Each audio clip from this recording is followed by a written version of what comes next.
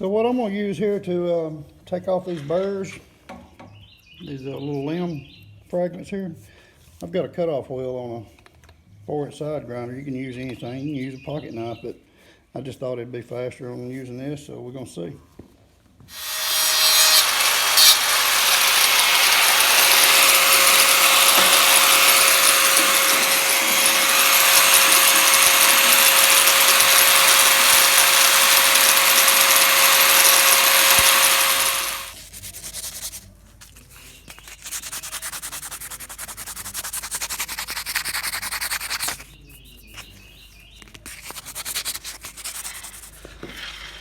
All right, I'm down to the bottom one.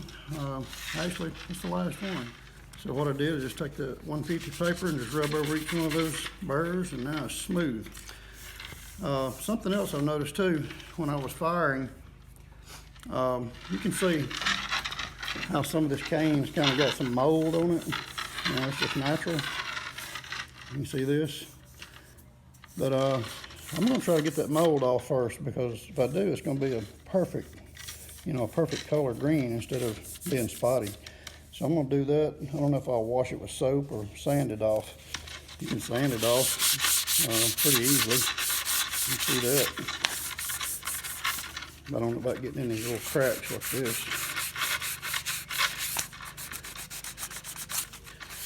I may just hit it with a sandpaper. But I want to get that off to where my pole is really good and pretty. All right, so where we're at now, I just went ahead and kind of lightly hit this, knocked all the mildew and stuff off of it, got it looking good and clean. Sanded these little burrs where I'd ground those off. And I'm ready to start firing it. So let's do this.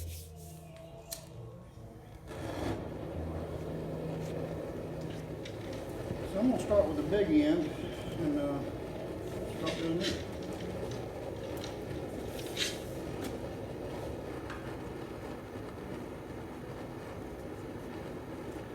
You can instantly see that wax coming to the top.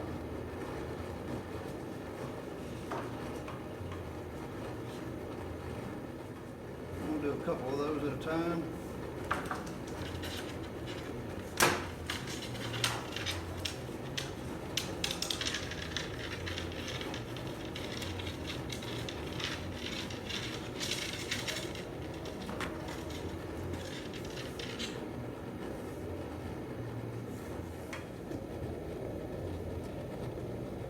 Yeah, you can see that wax come to the top.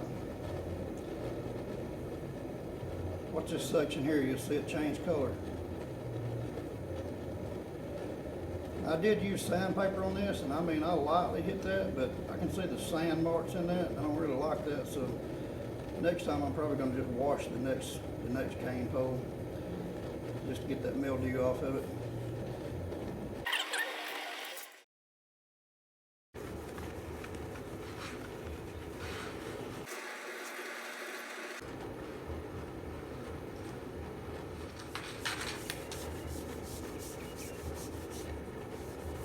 I like it. I really like it.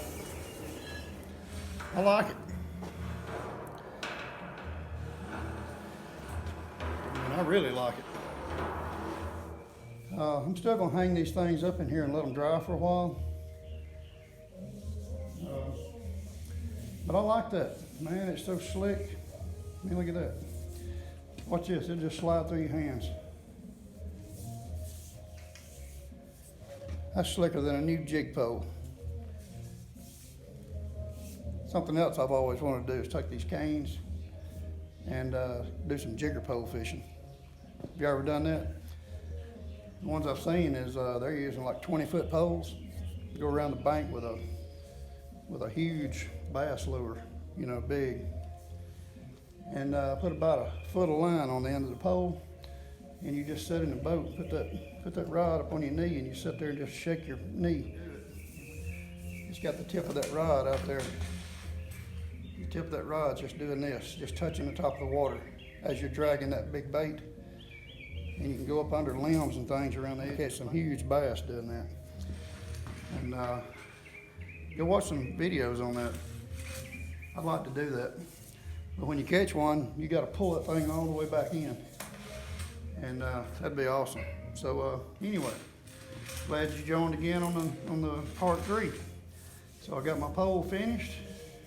I'm very happy with the finish of it, and probably will not put any shellac or varnish on this. I mean, I may one day when it dries out completely and gets completely tan, and you know, just to do an extra precaution on it to preserve it. But and I really like the finish right now, and this is supposed to make it last for years, you know, with that wax on it. So thanks again, and we'll see you on probably be part 4. I'm not sure, part 3 or 4, but anyway, hit that subscribe button, the notification bell, if you're interested in keeping up with the project on how I'm gonna make the cane pole. And I wanna make it the best you can make it. And if you've ever done this before, you know, give me some information on it. I'm just studying, and I love to do things, make handmade items. We're a very wasteful people nowadays, and I don't like wasting things, although I do, you know, enjoy fishing with the newer tackle and equipment. But we need to get back to the basics of fishing. You know, there's too much competition between us as outdoorsmen out here now. You know, whether or not you want to go crappie fishing, say if you wanted to fish a tournament now, you know, probably if you don't have live scope, probably you've got a very slim chance of winning one. But let's don't make it competitive. Let's get back to basics. Let's just go fish. Let's take our kids and our grandkids out there and fish. Take somebody that had never been fishing, take them fishing. Just help your fellow man. You know, you'll be blessed for it. You know, don't have any worries, none, 0. So just remember, always help somebody else and just keep on pushing.